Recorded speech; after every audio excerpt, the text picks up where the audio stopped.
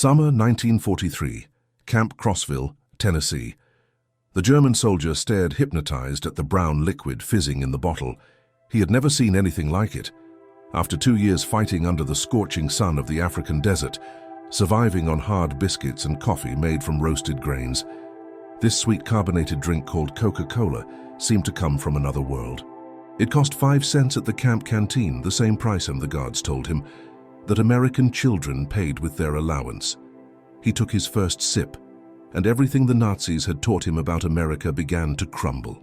That summer, more than 370,000 German prisoners of war scattered across the United States were experiencing the same epiphany: ice cream for breakfast, soft drinks at will, chocolate bars casually distributed by guards, foods that most German children had never tasted, and that they captured enemy soldiers now consumed daily.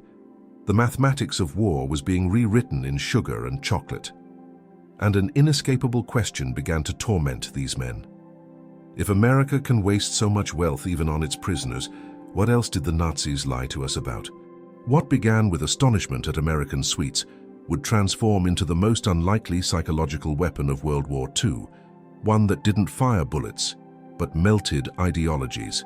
The desert's end came with the Afrika Korps surrender in Tunisia during May 1943, bringing approximately 250,000 German and Italian soldiers into Allied captivity. These veteran desert fighters, who had pushed the British back to Egypt under Rommel's leadership, expected harsh treatment as prisoners. Nazi propaganda had prepared them for American brutality and starvation. Instead, within hours of surrender, they encountered American K rations. These field rations, which American soldiers routinely complained about, contained treasures, crackers, processed cheese, candy, fruit bars, instant coffee, sugar tablets, and cigarettes. German soldiers who had survived on minimal rations for months treated these emergency meals as feasts. According to military records, at the processing camps in North Africa, the UIS Army served pancakes with syrup, fresh eggs, and milk, foods that had vanished from German military rations years earlier. The systematic feeding of enemies with superior food began immediately, though its psychological impact would only be understood later.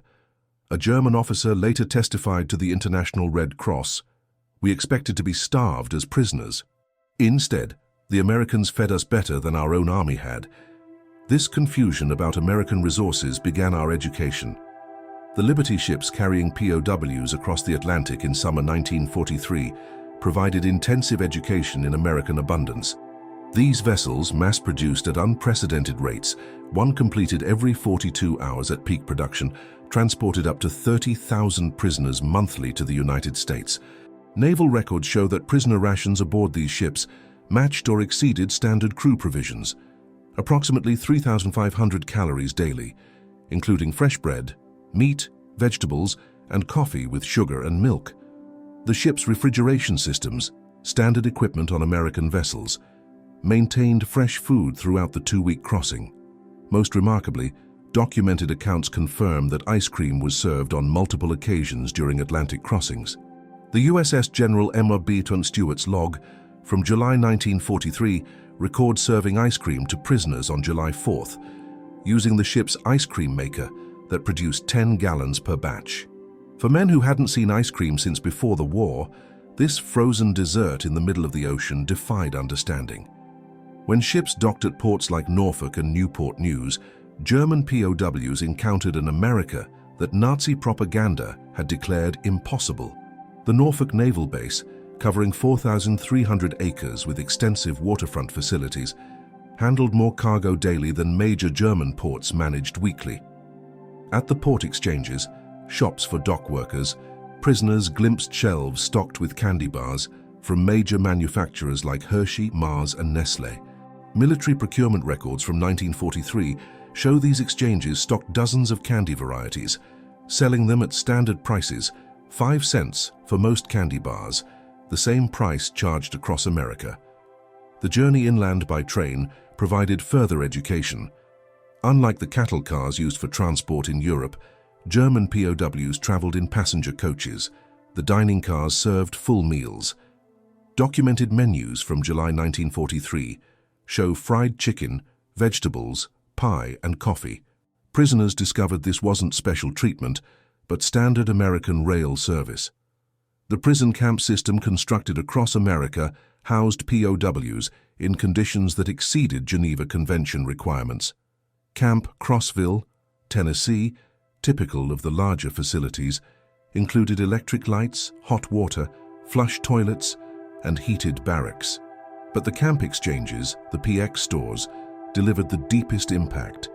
According to Army Quartermaster records, camp exchanges stocked multiple soft drink brands: Coca-Cola, Pepsi, Dr. Pepper, RC Cola, various candy bars and confections, ice cream where refrigeration permitted, cigarettes and tobacco, fresh fruit and snacks, and beer, 3.2% alcohol content. Prisoners earned 80 cents daily for labor, later raised to $1. With candy bars at 5 cents and Coca-Cola at the same price, a day's wage could purchase 16 items, abundant beyond German imagination, where such products, if available at all, required special connections. Coca-Cola became the symbol of American industrial democracy. The Coca-Cola Company's wartime production reached remarkable levels. Company records show 5 billion bottles produced in 1943 alone.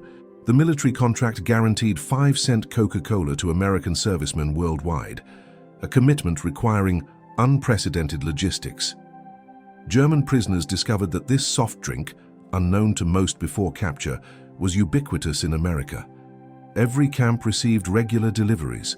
Work details observed vending machines and coolers everywhere, gas stations, factories, schools. Americans of all ages and classes drank it casually, discarding half-empty bottles without thought. The standardization astounded technically minded prisoners. Coca-Cola tasted identical, whether consumed in Maine or Texas, a feat of quality control exceeding anything German industry achieved. The syrup concentrate manufactured in Atlanta and distributed nationwide to bottling plants represented industrial coordination that challenged Nazi assumptions about American chaos. Historical records from the Coca-Cola archives confirm that many prison camps received weekly deliveries of 200 to 300 cases, each containing 24 bottles. Camp Hearn, Texas alone consumed approximately 7,000 bottles weekly during summer 1943. Ice cream in American prison camps seemed impossible to Germans who hadn't seen it since before the war. Yet Army records confirmed that ice cream was regularly served in camps with adequate refrigeration during summer months. The military considered ice cream essential for morale, so important that specialized ice cream ships were built for the Pacific Fleet. At Camp Shelby, Mississippi, the July 4, 1943, celebration included ice cream made on site. Prisoners watched as hand-cranked freezers produced gallons using ice, salt, cream, sugar, and flavorings. The casual use of scarce resources, ice in July, cream and sugar for entertainment food, demonstrated priorities Germans couldn't fathom. By 1944, many camps had electric ice cream makers. The variety available, chocolate, vanilla, strawberry, butter pecan, exceeded what German ice cream parlors offered before the war. Prisoners could purchase ice cream bars for 10 cents, ice cream sandwiches for the same price, or cups of various flavors. Army procurement records show that larger camps ordered 50 to 100 gallons of ice cream weekly during summer months. The frequency varied by location and season, but prisoners regularly enjoyed this frozen luxury that had vanished from German life. Sugar consumption in American prison camps delivered particularly powerful impact. In Germany, sugar was strictly rationed. Civilians received 280 grams monthly when available. In American camps, sugar sat in bowls on mess hall tables for unlimited use. Quartermaster records from 1943 to 1945 show camps receiving 100-pound bags of refined sugar weekly. Camp bakeries used sugar liberally. Cakes, cookies, and pies appeared regularly on menus. The mess halls sweetened coffee, tea, cereals, and desserts without restriction. One documented incident from Camp Aliceville, Alabama, illustrates the contrast. In August 1943, humid weather hardened several hundred pounds of sugar, making it difficult to use. Rather than steam and recover it, as Germans would have, kitchen staff discarded it and ordered replacement supplies. German prisoners working in the kitchen were reportedly distressed by this waste. American chocolate consumption patterns revealed democratic abundance. Major manufacturers, Hershey, Mars, Nestlé, produced millions of bars monthly despite wartime restrictions. The military alone purchased £380 million of chocolate products during the war years. Prison camp exchanges stocked multiple chocolate varieties.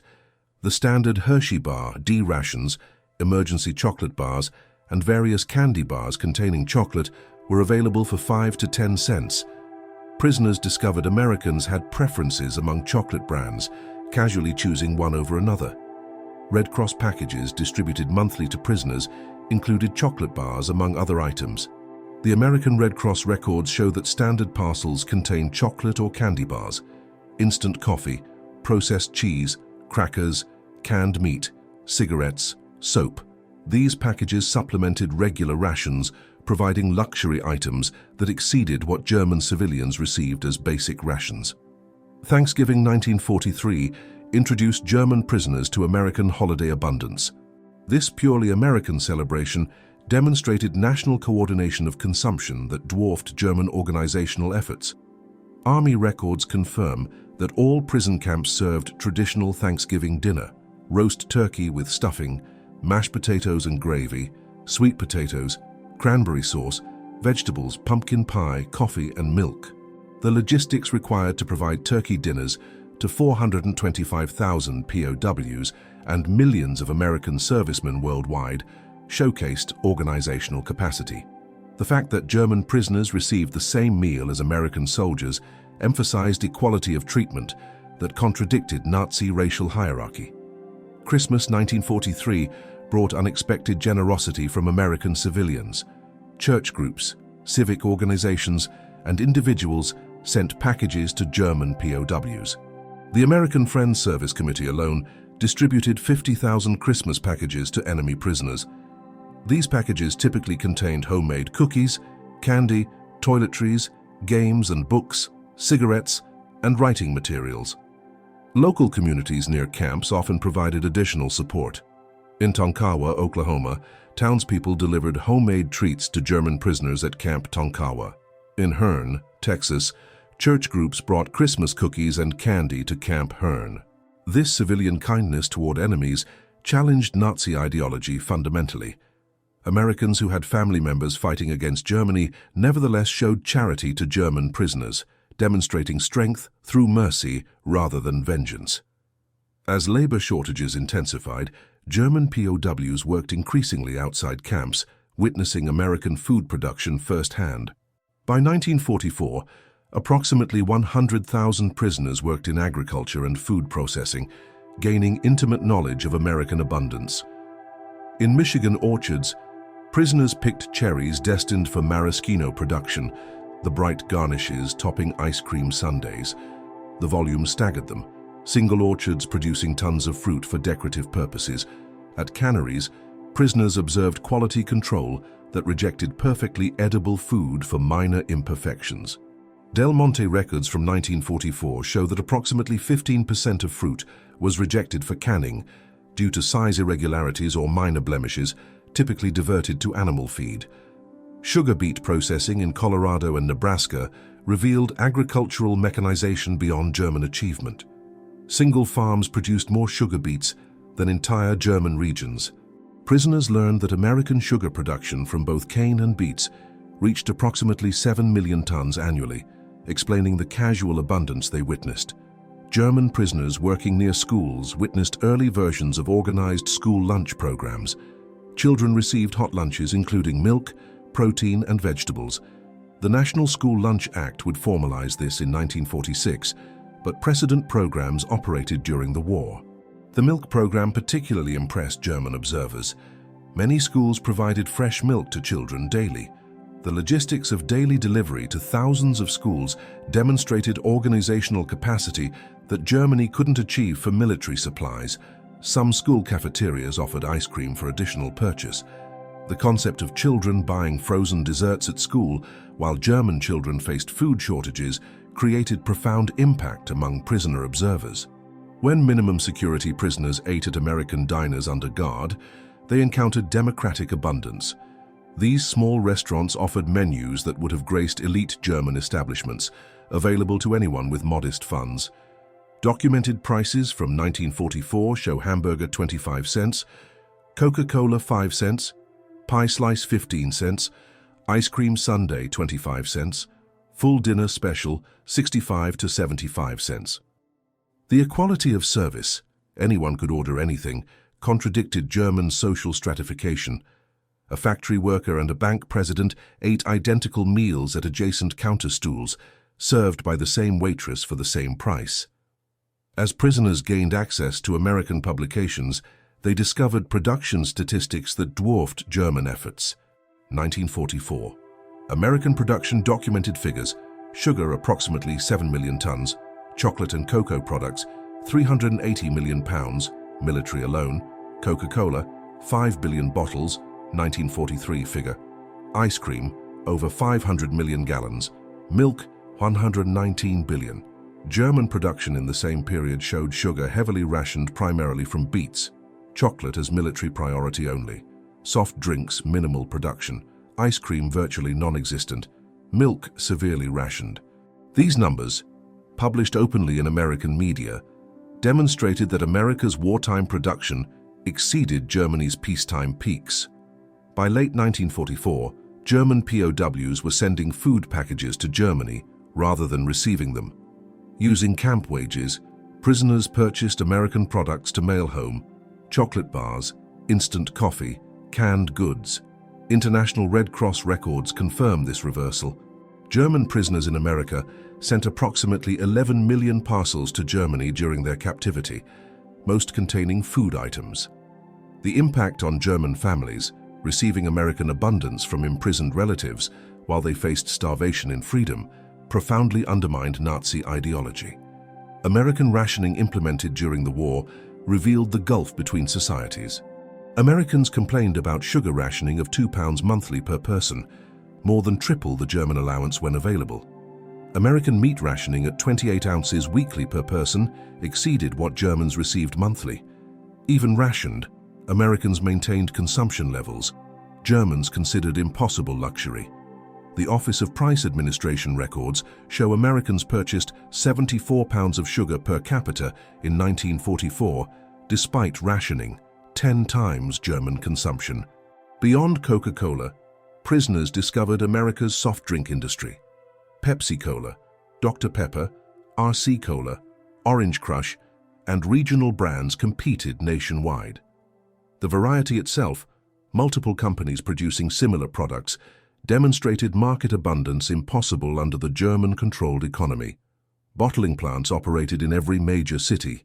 The technology, carbonation, bottling, capping, labeling, was standardized and efficient. Single plants produced millions of bottles annually. The distribution network reached every small town, gas station, and grocery store. American soft drink production reached billions of bottles annually by war's end, dozens of bottles per American citizen yearly. This single industry's output exceeded entire sectors of German consumer production. Spring 1945 brought the final blow. As American forces advanced through Germany, German POWs in America watched newsreels of GIs distributing chocolate and gum to German children. These children's joy at receiving American candy their own government couldn't provide completed the ideological demolition. The contrast was stark.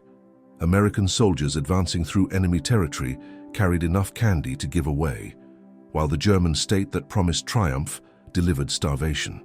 Films of concentration camp liberations showed American troops sharing rations with skeletal survivors, demonstrating humanity toward victims of the regime German soldiers had served. Between 1945 and 1946, German POWs returned to a destroyed homeland. Many prisoners had gained significant weight in American captivity, while their families lost weight to starvation in German freedom. They brought knowledge of abundance to a land of absolute scarcity. Medical examinations showed German POWs generally returned healthier than when captured. They returned to families weakened by deprivation. This physical evidence of American plenty versus German deprivation was undeniable. Many prisoners brought final Red Cross packages home, chocolate and coffee and canned goods that became family treasures. Children who had forgotten chocolate's taste received Hershey bars from fathers who had eaten ice cream regularly in prison camps. Former POWs became unexpected advocates for the Marshall Plan.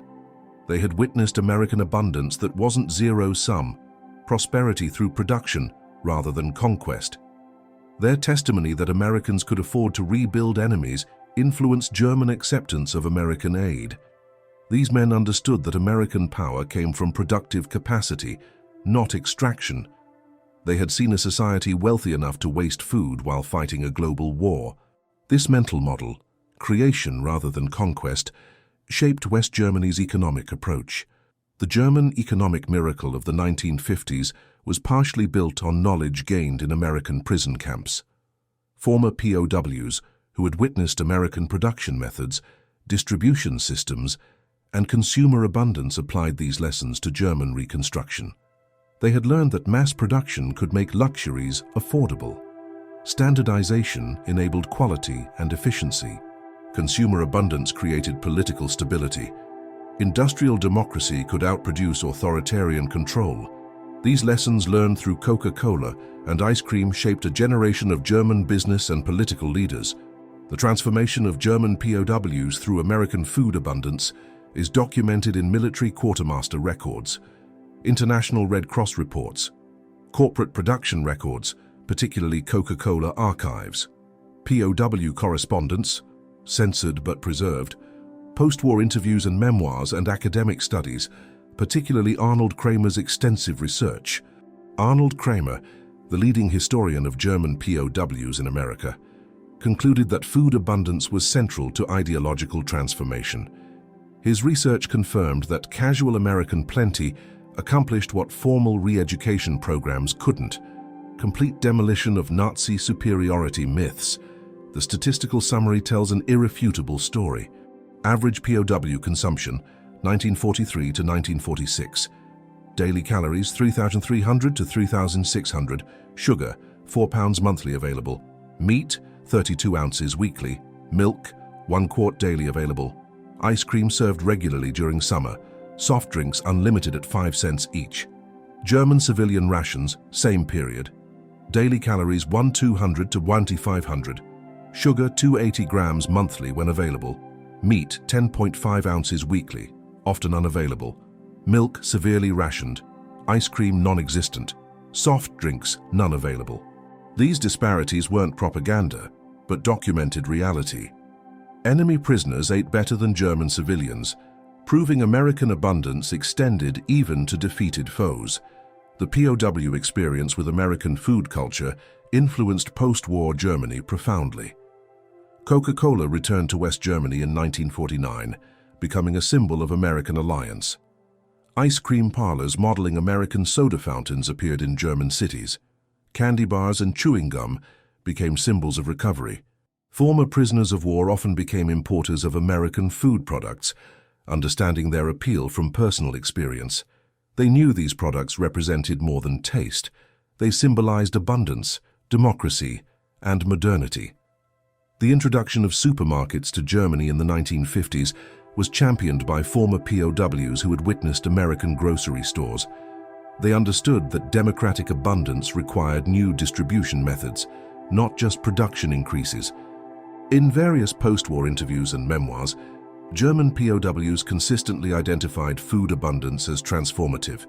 A former Afrika Korps officer stated in a 1975 interview, "We expected to defeat a weak, divided America. Instead, we found a nation that could give ice cream to enemies. That's when we knew we had lost more than a war. We had lost our entire worldview." Another veteran interviewed for a documentary in 1985 recalled, "My first Coca-Cola was like drinking the future. It was sweet, fizzing, completely unnecessary, and available to anyone for a nickel. That drink contained everything Nazi Germany wasn't: abundant, democratic, joyful." These testimonies, collected across decades, confirm that American food abundance achieved what military defeat alone couldn't: complete ideological transformation. The men who arrived as Nazi warriors left as witnesses to democratic prosperity. Historians recognize the German POW experience in America as remarkably successful re-education through abundance rather than propaganda. The program succeeded because it relied on observation rather than instruction. Prisoners saw American society functioning at peak productivity while treating enemies with dignity. The food aspect was crucial because it was universal. Everyone understands hunger and satisfaction. The results were undeniable.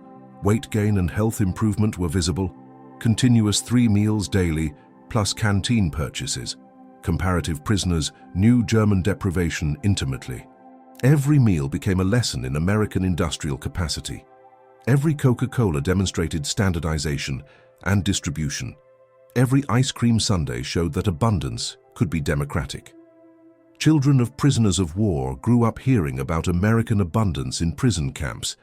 These stories, initially seeming fantastic, were validated as West Germany recovered and American products became available. The mythology of American plenty, born in prison camps, shaped generations of German-American relations. Many POWs' children later studied or worked in America. Drawn by their fathers' stories of impossible abundance, they found the reality matched the tales. Supermarkets stocked with variety, soda fountains serving sundaes, candy aisles offering dozens of choices.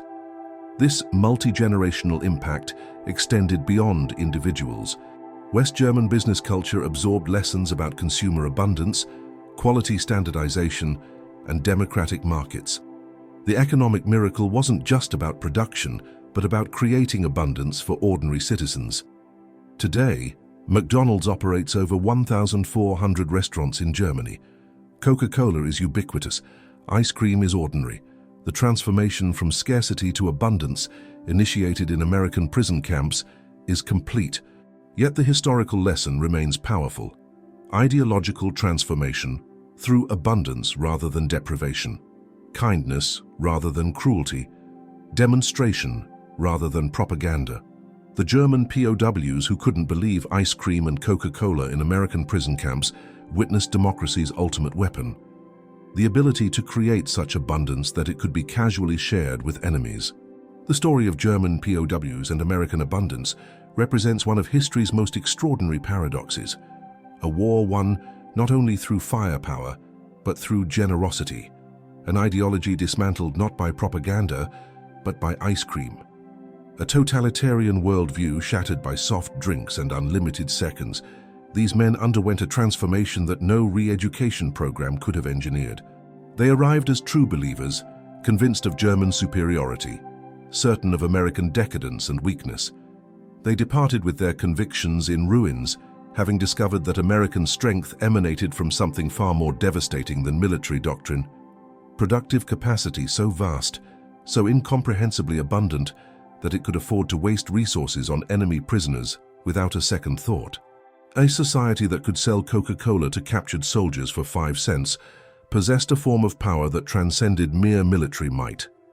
Consider the ice cream sundae, that distinctly American creation with its absurd layers of excess. Ice cream in quantities that seemed obscene, chocolate syrup, whipped cream, nuts, a cherry perched on top like a declaration of surplus. Each component alone would have represented unattainable luxury in wartime Germany. Combined, they embodied something these men had never conceived possible. Extravagance made routine, abundance transformed into the mundane. That enemies could request second servings while German children faced starvation revealed, with brutal clarity, the totality of the Third Reich's failure. Former POWs decades later recalled specific moments of revelation with photographic precision. The first Coca-Cola, its carbonation, its sweetness, its coldness somehow perfect despite the summer heat. The first spoonful of ice cream, impossibly smooth and rich. The first bite of a Hershey bar, chocolate that didn't taste of rationing or sacrifice. These sensory memories carried more persuasive power than any ideological argument, any political speech, any philosophical treatise. They had tasted democracy, and it was sweet. The transformation proved complete and irreversible. Men who had marched for the 1,000-year Reich returned to a shattered Germany as unlikely apostles of American abundance. They carried a revolutionary and subversive message. Prosperity flows from freedom, not from conquest. Wealth comes from production, not plunder. And the nation that could afford to be generous to its enemies possessed a strength that no army could match. They had discovered America's secret weapon. It wasn't the atomic bomb or the Sherman tank or even industrial capacity in the abstract. It was the simple, profound ability to serve ice cream to enemies without resentment, to sell Coca-Cola to prisoners at peacetime prices, to demonstrate through daily routine that abundance and democracy were inseparable. In the final accounting, those bottles of Coca-Cola and dishes of ice cream served in American POW camps achieved what conventional warfare could only approximate: the complete transformation of enemy consciousness. The German prisoners who had arrived unable to believe such plenty existed became its most credible witnesses. They returned home carrying a truth more powerful than any propaganda: that democracy tasted like chocolate, that freedom fizzed like carbonation, that the American promise wasn't myth, but daily, edible, drinkable reality. Their story stands as testament to a profound principle: the greatest victories are sometimes won not through destruction, but through demonstration, not through deprivation, but through abundance, not through hatred, but through the simple, subversive act of serving ice cream to enemies on a summer afternoon. The men who experienced American plenty as prisoners became freedom's most improbable ambassadors, forever transformed by the impossible, undeniable reality they had lived. They had seen the future, they had tasted it, and they could never forget.